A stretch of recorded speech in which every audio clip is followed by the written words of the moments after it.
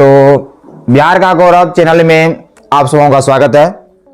आज जो है हम 10 क्लास का पहला जो है अध्याय जो वास्तविक संख्या है, वास्तविक संख्या के बारे में आप लोगों को बताना चाहते हैं। वास्तविक संख्या कौन चीज है उसके बारे में बताते हैं। देखिए, वास्तविक संख्या, जितना वास्तविक संख्या है, वास्तविक संख्या के अंतर्गत दुनिया का सारे संख्याएं समा जाते हैं। समाते हैं कि नहीं? वास्तविक संख्या कहने का मतलब हुआ जितना भी संख्या है सारे के सारे संख्या इसी के अंतर्गत आते हैं। जैसे वास्तविक संख्या का परिभाषा होता है परिमेय और अपरिमेय संख्याओं के समूह को वास्तविक संख्या कहते हैं। परिमेय और अपरिमेय संख्याएं के समूह को वास्तविक संख्याएं कहते हैं। ये वास्तविक संख्या परिमेय संख्याएं और अपरिमेय संख्याएं के समूह से बना हुआ है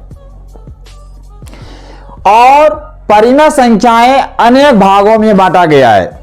यदि हम परिमेय संख्याएं और अपरिमेय संख्याएं को इस प्रकार से देखते आए तो पता चलता है कि वास्तविक संख्या का कितना जैसे हो सकता है, ना सकता है।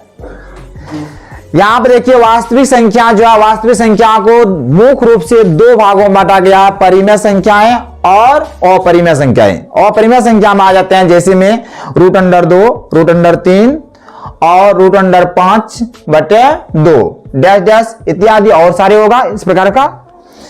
और परिमेय संख्या के अंतर्गत आ जाते हैं प्राकृतिक संख्याएं, जैसे हो गया 1, 2, 3, 4।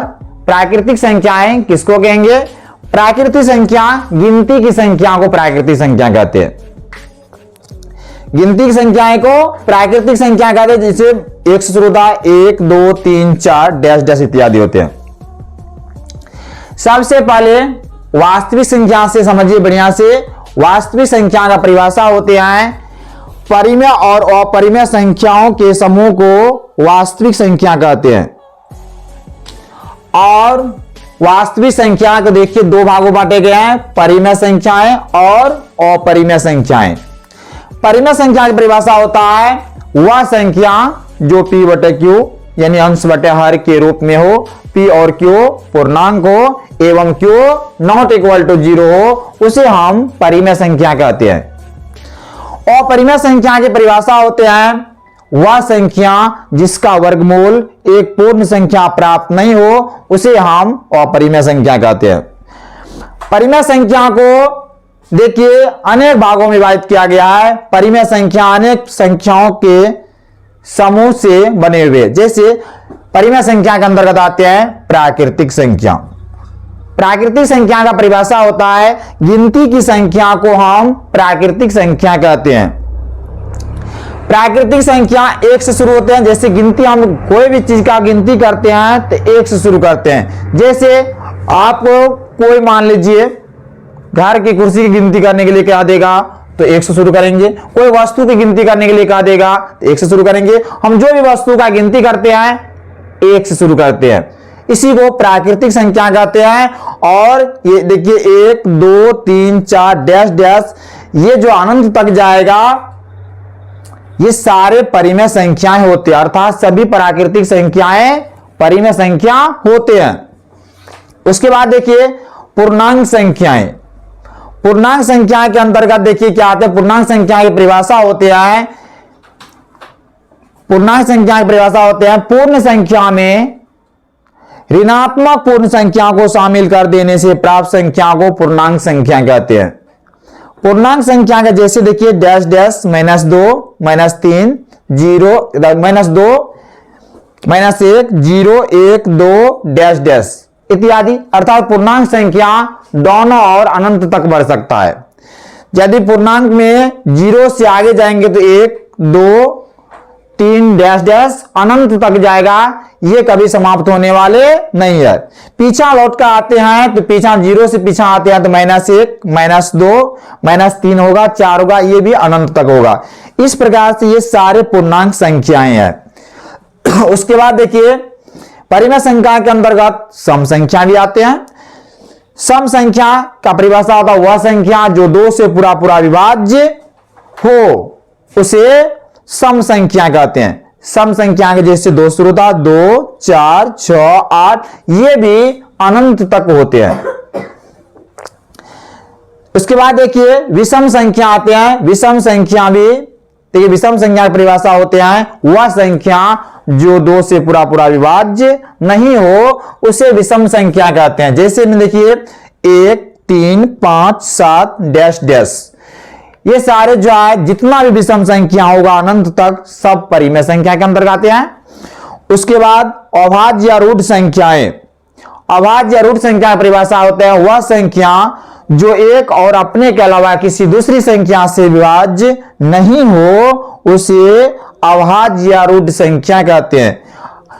अभाज्य या रूढ़ संख्या का जैसे होता 2 से जैसे 2, 3, 5, 7, 11, 11 के बाद क्या हो सकता है 13, 13 के बाद क्या हो सकता है 17, 19, 23 इत्यादि, ये भी अनंत तक होता है।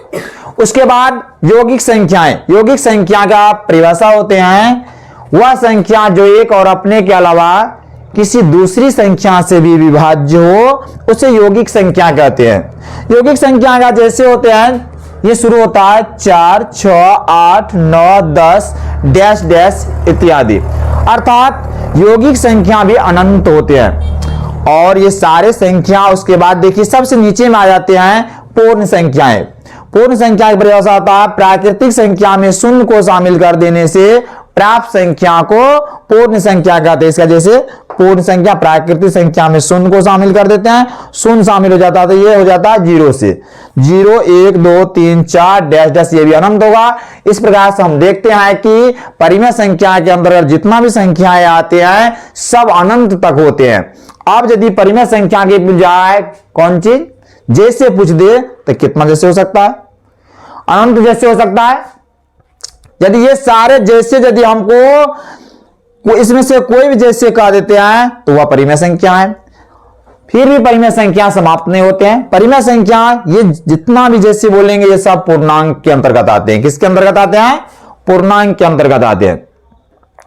इसके बीच भी संख्या रेखा पर 2 पूर्णांकों के बीच भी अनंत संख्याएं होते हैं।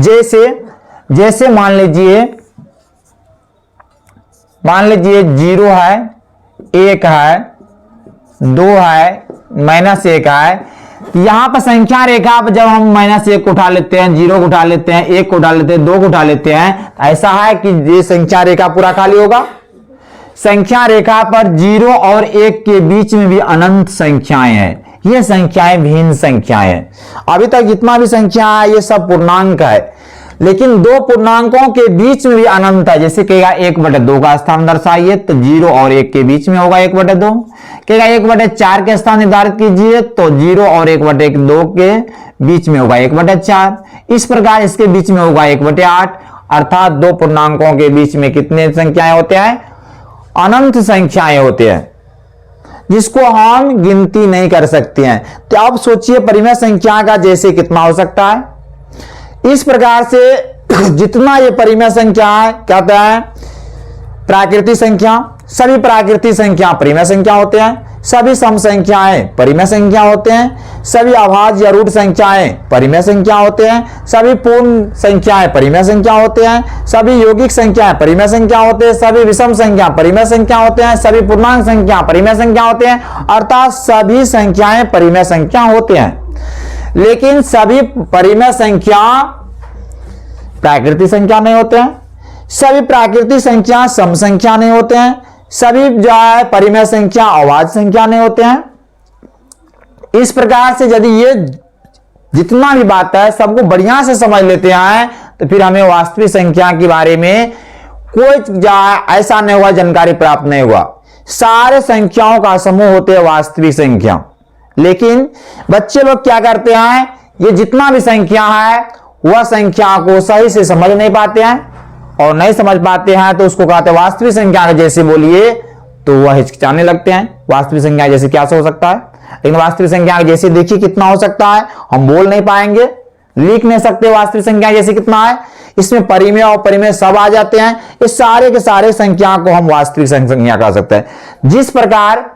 जिस प्रकार की कोई भी नदियां बहती हुई जाती है तो अपने नाम के साथ बहती है। गंगा, यमुना, सरस्वती, कावेरी, जो भी नदियां हैं सब अपने नाम अपने नाम धारण किए हुए हैं और बहती है, और बह करके जो ही वह समुद्र में चली जाती है तो अपने नाम और रूप को छोड़ देती है और समुद्र का नाम हो जाते हैं। इसी प्रकार से ये सारे संख्याएं जाकर के वास्तविक संख्या में समा जाते हैं और अपना नाम और रूप को छोड़ देते हैं। यदि हम ये सारे, यदि किसी वृक्ष की बात करते हैं, जैसे पीपल का वृक्ष लीजिए, तो पीपल के वृक्ष में क्या होते हैं, जड़ एक होता है, लेकिन क्या होता है उसमें डालियां, अनेक डालियां निकलते हैं। तो मान लीजिए एक पीपल के वृक्ष है, ये वास्तविक संख्या, इससे मुख्य रूप से दो डालियां निकलती है, परिमेय संख्या और अपरिमेय संख्या। जिसमें देखिए परिमेय संख्या से बहुत सारी डालियां निकलती है। ये सारे क्या है, परिमेय संख्या अंदर आते हैं, पूरे संख्या वास्तविक संख्या में जाते हैं। यदि ये संख्या को दिमाग में रखते हैं तो हमें अब वास्तविक संख्या, परिमेय संख्या, जितना भी संख्या है, कहीं तो किसी में प्रॉब्लम नहीं हो सकते हैं।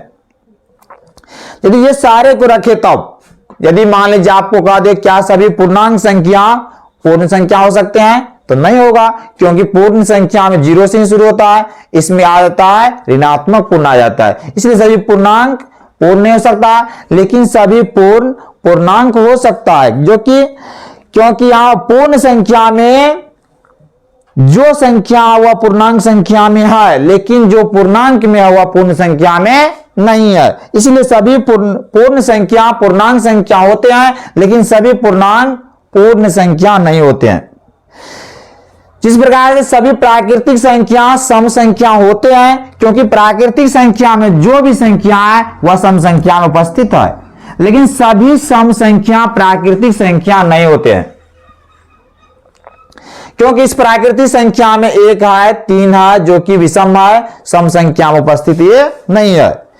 सभी विषम संख्या प्राकृतिक संख्या होते हैं, लेकिन सभी प्राकृतिक संख्या क्या सभी विषम संख्या प्राकृतिक संख्या होते हैं, लेकिन सभी प्राकृतिक संख्या विषम संख्या नहीं होते हैं। इस प्रकार वास्तविक संख्या जो है 10 क्लास के अध्याय पहला में जो है वास्तविक संख्या, जितनी वास्तविक संख्या, यदि वास्तविक संख्या का जैसे देखिए इस प्रकार यदि हम बोलते हैं तो वास्तविक संख्या का बहुत सारे जैसे होते हैं। फिर भी ये सारे पूर्णांक है, पूर्णांक के दो पूर्णांकों के बीच में भी अनंत संख्याएं होते हैं जो भिन्न संख्या होते हैं।